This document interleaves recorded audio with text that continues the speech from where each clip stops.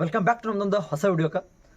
ಈ ಒಂದು ವಿಡಿಯೋ ಒಳಗೆ ಯಾವುದ್ರ ಬಗ್ಗೆ ಇನ್ಫಾರ್ಮೇಷನ್ ಕೊಡಕತ್ತೀನಿ ಅಂದ್ರೆ, ನೀಟ್ ವಿದ್ಯಾರ್ಥಿಗಳಿಗೆ ಅವ್ರಿಗೆ ಬೇಕಾದಂಥ ಒಂದಿಷ್ಟು ಡಾಕ್ಯುಮೆಂಟ್ ಏನೇನು ಬೇಕು, ನಮ್ಮ ಒಂದು ಈಗ ರಿಜಿಸ್ಟ್ರೇಷನ್ ಮಾಡ್ಕೋಬೇಕು, ನಾವು ಅಪ್ಲಿಕೇಶನ್ ಅಪ್ಲೈ ಮಾಡಬೇಕು, ಅದಕ್ಕೆ ಏನೇನು ಡಾಕ್ಯುಮೆಂಟ್ ಅದಾವೆ, ಎಲಿಜಿಬಿಲಿಟಿ ಏನೇನು ಐತಿ, ಅದ್ರ ಬರ್ತಕ್ಕಂಥ ಕೆಲವೊಂದಿಷ್ಟು ಕ್ಲಾಸ್ಗಳು ಅದಾವೆ.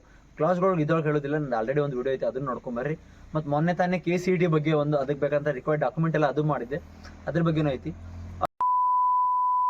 ನಿಮ್ಗೇನಾದರೂ KCET ಆಗಿರ್ಬೋದು ಅಥವಾ ನೀಟ್ ಆಗಿರ್ಬೋದು ಮತ್ತು ಕಾಂಪಿಟೇಟಿವ್ ಎಕ್ಸಾಮ್ ಬಗ್ಗೆ ಏನಾದರೂ ಡೌಟ್ ಇತ್ತು, ಕೌನ್ಸಿಲಿಂಗ್ ಬಗ್ಗೆ ಏನಾದರೂ ಕೇಳೋದಿತ್ತು, ಅಥವಾ ರಿಸರ್ವೇಷನ್ ಬಗ್ಗೆ ಏನಾದರೂ ತಿಳ್ಕೊಳ್ಳೋದಿತ್ತು, ನಿಮ್ಗೆ ಏನಾದರೂ ಡೌಟ್ ಇತ್ತು ಅಂದ್ರೆ ನಿಮಗೆ ಕಮೆಂಟ್ ಮಾಡಿ ಕೇಳೋದು ಹೆಸಿಟೇಟ್ ಆಗ್ತಿತ್ತು ಅಂದ್ರೆ, ನನ್ನ ಮೇಲೆ ಕಾಣ್ತಕ್ಕಂಥ ಇನ್ಸ್ಟಾಗ್ರಾಮ್ ಐಡಿಗೆ ಫಾಲೋ ಆಗಿ ನೀವು ಮೆಸೇಜ್ ಮಾಡಿದ್ರಿ ಅಂದ್ರೆ, ಸೊ ನಂಗೆ ಎಷ್ಟು ಗೊತ್ತೈತಿ ಅಷ್ಟು ನಾನು ನಿಮಗೆ ಹೆಲ್ಪ್ ಮಾಡೋಕೆ ಟ್ರೈ ಮಾಡ್ತೀನಿ. ಮತ್ತೇನಾದರೂ ಡೌಟ್ ಇತ್ತು ಅಂದ್ರೆ ಈ ಥರ ಎಲ್ಲ ಕಮೆಂಟ್ ಮಾಡಿ ತಿಳಿಸ್ರಿ.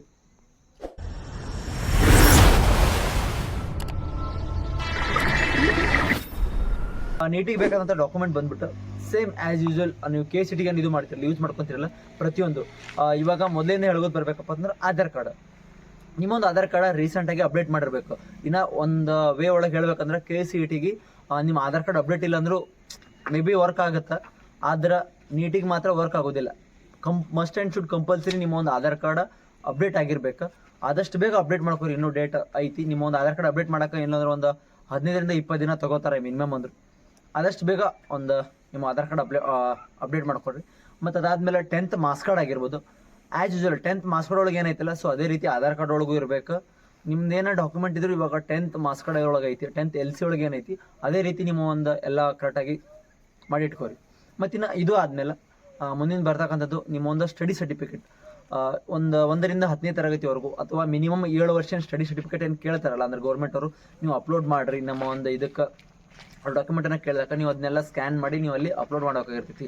ಇಲ್ಲ ನಿಮ್ಮ ನಿಯರೆಸ್ಟ್ ಕಾಲೇಜ್ ಒಳಗೆ ಹೋಗಿ ಅದನ್ನು ನೀವು ವೆರಿಫೈಡ್ ಮಾಡಿಸ್ಕೋಬೇಕಾಗಿರ್ತೈತಿ.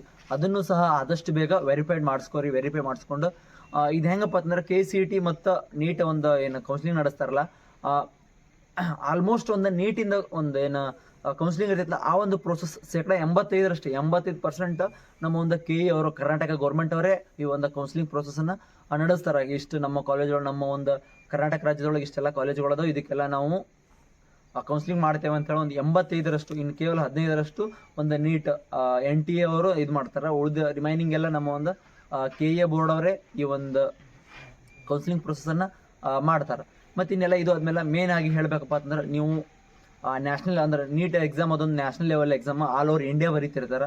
ಅದಕ್ಕೆ ಇನ್ಕಮ್ ಕಾಸ್ಟ್ ಏನು ಇರ್ತೈತಿಲ್ಲ, ಅದು ನೀವು ಇಂಗ್ಲೀಷ್ ಒಳಗೆ ಮಾಡಿದ್ರು ಓಕೆ, ಇಲ್ಲ ಕನ್ನಡ ಒಳಗೆ ಮಾಡಿದ್ರು ಓಕೆ, ಏನು ಪ್ರಾಬ್ಲಮ್ ಇರಲ್ಲ. ಬೆಟರ್ ನಿಮ್ದು ಆಲ್ರೆಡಿ ಕನ್ನಡ ಒಳಗೆ ಇರ್ತೈತಿ. ಮೇನ್ ಅದ್ರಾಗ ಹೇಳ್ಬೇಕಪ್ಪ ಅಂತಂದ್ರೆ, ನಮಗೆ ಇಲ್ಲಿ ಸ್ಟೇಟ್ ಒಳಗೆ ಆದಾಕಾರ 2A 2B ಈ ಥರ ಎಲ್ಲ ಡಿವೈಡ್ ಆಗ್ತದೆ. ಬಟ್ ಅದೇ ನೀವು ನ್ಯಾಷನಲ್ ಒಳಗೆ ಫೈಟ್ ಮಾಡಬೇಕಾದ್ರೆ ನಮ್ಮ ಒಂದು ಏನು OBC ಅಂತೇಳಿ ಬರ್ತದೆ, OBC general, SC ST category 1 ಆ ಥರ ಇದಿರ್ತೈತಿ. ಅದನ್ನು ನೋಡ್ಕೊಂಡು ನೀವು OBC ಸರ್ಟಿಫಿಕೇಟ್ ಅಂದರೆ ನಿಮಗೆ ಅಂದ್ರೆ ನೀವು OBC ಒಳಗೆ ಬರ್ತಿದ್ರಿ ಅಂದ್ರೆ ಸೆಂಟ್ರಲ್ ಒಳಗೆ OBC ಸರ್ಟಿಫಿಕೇಟ್ ಮಾಡಿಸ್ಕೊರಿ. ಅದಕ್ಕೆ ಆದಂಥ ರಿಸರ್ವೇಷನ್ ಐತಿ. ಯಾವ ರೀತಿ ನಮ್ಮ ಕಡೆ ಕೆಲವೊಂದಿಷ್ಟು ರಿಸರ್ವೇಷನ್ಗಳದಲ್ಲ ಹಂಗಾದವು, ಅಲ್ಲಿನೂ ಸಹ ನೀವೇನಪ್ಪ ಮತ್ತು ಕೆಲವೊಂದಿಷ್ಟು ಸರ್ಟಿಫಿಕೇಟ್ ಅಂದ್ರೆ ಕನ್ನಡ ಮಾಧ್ಯಮ ಆಗಿರ್ಬೋದು, ಗ್ರಾಮೀಣ ಮಾಧ್ಯಮ ಆಗಿರ್ಬೋದು, ಇಲ್ಲ ನಾವು ಹೈದರಾಬಾದ್ ಕರ್ನಾಟಕದಿಂದ ಆತೇವೆ ಅಂದ್ರೆ ಹೈದರಾಬಾದ್ ಕರ್ನಾಟಕ ಸರ್ಟಿಫಿಕೇಟು ಮಾಡಿಸ್ಕೊಳ್ರಿ. ಆದಷ್ಟು ಎಷ್ಟು ಸಾಧ್ಯ ಆಗ್ತದೆ ಅಷ್ಟು ಜಲ್ದಿ ಮಾಡಿಸ್ಕೊಡ್ರಿ. ನಿಮ್ಮ ಎಕ್ಸಾಮ್ ಬರೋ ಅಷ್ಟೊತ್ತಿಗೆ ಇದನ್ನೆಲ್ಲ ಡಾಕ್ಯುಮೆಂಟ್ ರೆಡಿ ಇಟ್ಕೊಂಡ್ರಿ ಅಂದ್ರೆ ಅವ್ರು ಅಪ್ಲಿಕೇಶನ್ ಕೇಳಿದಾಗ ನೀವು ಮೊದಲೇ ಅಪ್ಲಿಕೇಶನನ್ನು ಹಾಕ್ಬೋದು. ನಿಮ್ಮ ಒಂದು ಏನಪ್ಪ ಅಂತಂದ್ರೆ KCET ಒಳಗೆ ಏನಪ್ಪ ಅಂತಂದ್ರೆ ತಂಬೆಲ್ಲ ಕೇಳ್ತಿದ್ರ, ಅದ್ರಾಗ ಸಿಗ್ನೇಚರ್ ಆಗಿರ್ಬೋದು. ಇದ್ರಾಗೂ ಸಹ ನಿಮ್ಮ ಒಂದು ಸಿಗ್ನೇಚರ್ ವೈಟ್ ಪೇಸ್ ಮೇಲೆ ಮಾಡ್ಕೊಂಡು ಅದ್ರ ಸ್ಕ್ಯಾನ್ ಕಾಪಿ ಮಾಡಿ ಇಟ್ಕೊಳ್ರಿ.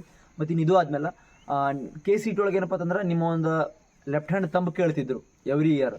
ಬಟ್ ನೀಟ್ ಒಳಗೆ ಬಂದಾಕಾರ ನಿಮ್ಮ ಒಂದು 10 ಬೆರಳಿಂದ ನೀವು ಒಂದೇನು ಇದು ಮಾಡ್ಕೊಂಡು ಅವರು ಸ್ಕ್ಯಾನ್ ಮಾಡಿ ಕೇಳ್ತಾರೆ. ಅಂದರೆ ಒಂದು ವೈಟ್ ಪೇಜ್ ಮೇಲೆ ಮಾಡಿರಿ, ಇಲ್ಲ 10 ಬೆರಳು ಎಲ್ಲ ಮಾಡಿಕೊಂಡು ಅದನ್ನೊಂದು ಸ್ಕ್ಯಾನ್ ಕಾಪಿ ಇಟ್ಕೊಂಡು ಈ ಕಡೆಯಿಂದ 5 ಬೆರಳು, ಈ ಕಡೆಯಿಂದ 5 ಬೆರಳು ಮಾಡ್ಕೊಂಡು ಅದ್ರ ಫೋಟೋ ತೊಗೊಂಡು ಇಟ್ಕೊರಿ. ಅವರು ಕೇಳಿದ್ರೆ ನೀವೆಲ್ಲ ಅಪ್ಲೋಡ್ ಮಾಡಬೇಕಾಗಿರ್ತೈತಿ. ಇದು ನೀಟ್ ಕಡೆಯಿಂದ ಬಂದಂಥದ್ದೈತಿ. ಮತ್ತು ಇನ್ನು ಇದು ಆದಮೇಲೆ ಪ್ರತಿಯೊಂದು ಡಾಕ್ಯುಮೆಂಟ್ ಕರೆಕ್ಟಾಗಿ ರೀಸೆಂಟಾಗಿ ಮಾಡಿಸಿಟ್ಕೋರಿ. ಮತ್ತು ಸ್ಟಡಿ ಸರ್ಟಿಫಿಕೇಟ್ ಮೇಲೆ BE ಅವರು ನಮ್ಮ ಒಂದು ನೀವು ಯಾವ ಕ್ಷೇತ್ರದೊಳಗೆ ಕಲ್ತಿರ್ತೀರಲ್ಲ ಅದರ ಒಂದು ಸಿಗ್ನೇಚರ್, ಒಂದು BO ಸಿಗ್ನೇಚರ್ ಆಗಿರಬೇಕು. ಮತ್ತು ಇದು ಬಿಟ್ಬಿಟ್ಟು ನೀವೇನು ನೀಟ್ಗೋಸ್ಕರ ನೀವು 7 ವರ್ಷ ಅಲ್ಲಿ ಸ್ಟಡಿ ಮಾಡಿರ್ಬೇಕು, ಇಲ್ಲಿ ಸ್ಟಡಿ ಮಾಡ್ಬೇಕು ಹಂಗೇನಿಲ್ಲ. ಕನ್ನಡ ಮಾಧ್ಯಮ ಮತ್ತು ಗ್ರಾಮೀಣ ಮಾಧ್ಯಮ ಅಂತ ಹೇಳಂದ್ರಷ್ಟೇ ನಮ್ಮ ಕರ್ನಾಟಕ KCET ಒಳಗಷ್ಟೇ ಇಂತಿಷ್ಟು ವರ್ಷಗಳ ಕಾಲ ನೀವು ಇಲ್ಲೆಲ್ಲ ಸ್ಟಡಿ ಮಾಡಿರ್ಬೇಕಂತ ಹೇಳೋಕ್ಕೆ ರೂಲ್ಸ್ ಐತಿ. ಅದನ್ನು ಬಿಟ್ಟು ಬೇರೆ ಏನಿಲ್ಲ, ಎಲ್ಲ ಕರೆಕ್ಟ್ ಆಗೈತಿ.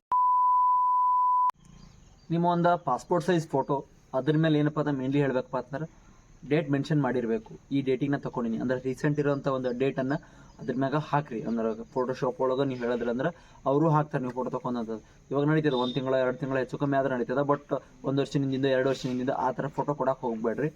ಫೋಟೋ ಆಯ್ತಾ. ಮತ್ತು ನಿಮ್ದೆಲ್ಲ ಆಧಾರ್ ಕಾರ್ಡ್ ಆಗಿರ್ಬೋದು ಎಲ್ಲ ಅಪ್ಡೇಟ್ ಆಗಿರ್ಬೇಕಂತ ನಾನು ನಿಮಗೆ ಮೊದಲೇ ಹೇಳೀನಿ. ವ್ಯಾಲಿಡ್ ಅಡ್ರೆಸ್ ಕೊಡ್ರಿ, ನಿಮ್ಮ ಒಂದು ಅಡ್ರೆಸ್ ಏನಿರ್ತದೆ ಅದು.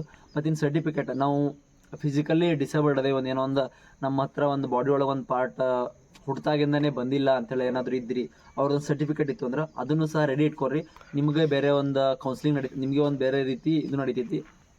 ಮತ್ತು ಇನ್ನದು ಆದಮೇಲೆ ಸ್ಪೋರ್ಟ್ಸ್ ಕೋಟ ಹತ್ರ ಬರೋರಿಗೆ, ಸ್ಪೋರ್ಟ್ಸ್ ಕೋಟ ಹತ್ರ ಅವರು ಒಂದು ಸರ್ಟಿಫಿಕೇಟ್ ನ್ಯಾಷನಲ್ ಲೆವೆಲ್ ಮತ್ತು ಸ್ಟೇಟ್ ಲೆವೆಲ್ ಇದ್ರಂದ್ರೆ ಅವರಿಗೆ ಬೇರೆ ರೀತಿಯಾದಂಥ ಒಂದು ಕೌನ್ಸಿಲಿಂಗ್ ನಡೀತೈತಿ. ಅವರಿಗೆ ಬೇರೆದೇ ರೀತಿ ಒಂದು ರಿಸರ್ವೇಷನ್ ಎಲ್ಲ ಇರ್ತೈತಿ. ಅವ್ರದ್ದೆಲ್ಲ ಕರೆಕ್ಟಾಗಿ ಇದು ಮಾಡ್ಕೊಳ್ರಿ. ಇನ್ನೇನಾದರೂ ರಿಸರ್ವೇಷನ್ ಬಗ್ಗೆ ಏನಾದರೂ ಎಷ್ಟೆಷ್ಟು ಯಾವ್ಯಾವ ರಿಸರ್ವೇಷನ್ ಎಷ್ಟೆಷ್ಟು ಪರ್ಸೆಂಟೇಜ್ ಒಂದು ಕ್ಯಾರಿ ಮಾಡ್ತಾವೆ ಅಂತ ಹೇಳೋದು ನಿಮ್ಗೆ ಏನಾದರೂ ಡೌಟ್ ಇತ್ತು ಏನಾದರೂ ಇತ್ತಂದ್ರೆ ನೀವು ನನಗೆ ಮೇಲ್ ಕಾಣ್ತಕ್ಕಂಥ ಇನ್ಸ್ಟಾಗ್ರಾಮ್ ಐ ಡಿಗೆ ಮೆಸೇಜ್ ಮಾಡ್ಬೋದು. ಅದರಿಂದ ನಾನು ನಿಮಗೆ ಡೈರೆಕ್ಟಾಗಿ ಅಂದ್ರೆ ಡೌಟ್ ಕ್ಲಿಯರ್ ಮಾಡ್ತೀನಿ ಇನ್ಸ್ಟಾಗ್ರಾಮ್ ಐ ಡಿ ಥ್ರೂ. ಇನ್ನು ಯಾರು ವೀಡಿಯೋ ಹೊಸದಾಗಿ ನೋಡಕತ್ತಿರಲ್ಲ ನೀವು ನೋಡಿರಿ, ಹಂಗೆ ನಿಮ್ಮ ಫ್ರೆಂಡ್ಸಿಗೆಲ್ಲ ಶೇರ್ ಮಾಡಿರಿ, ಅವರಿಗೂ ಸಹ ವಿಷಯ ಗೊತ್ತಾಗಲಿ. ಸೊ ಇದಾಗಿತ್ತು ಇವತ್ತಿನ ವಿಡಿಯೋ. ಮತ್ತು ಮುಂದಿನ ವಿಡಿಯೋ ಒಳಗೆ ಸಿಗ್ತೀನಿ ಅಂತ. ಬಾಯ್.